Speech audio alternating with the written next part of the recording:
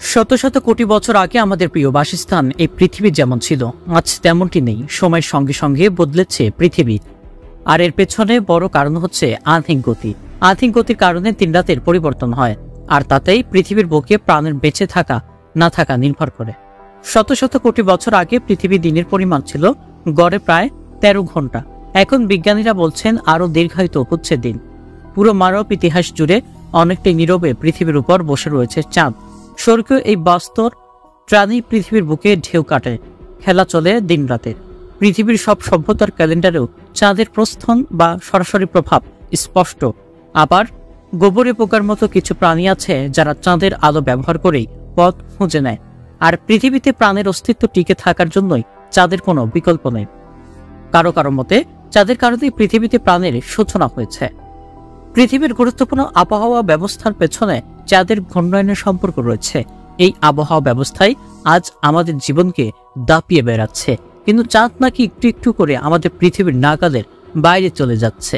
এই প্রক্রিয়াকে লোনার রিসেশন বলে। অতি সম্প্রতি বিজ্ঞানীরা জানতে পেরেছেন চাঁদ ঠিক কতটা দ্রুত পৃথিবী থেকে সরে যাচ্ছে।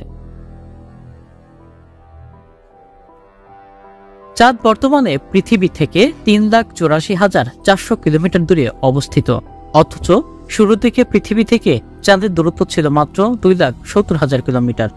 আবার শুরুর দিকে খুব দ্রুত ঘুরত পৃথিবী, তাই পৃথিবী 24 ঘন্টার মধ্যেই দুইবার সূর্যোদয় ও সূর্যাস্ত দেখত। এর ফলে হয়তো দিন ও রাতের তাপমাত্রার মধ্যে পার্থক্য তৈরি।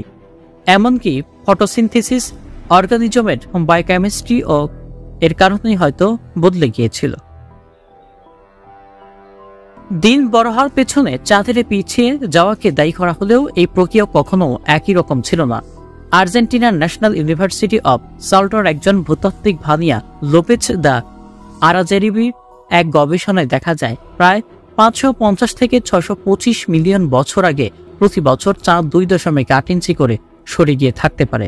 চাঁদের পিছিয়ে যাওয়ার পরিমাণ আগেও পরিবর্তিত হয়েছে, সেটাও ভবিষ্যতে চলমান থাকবে।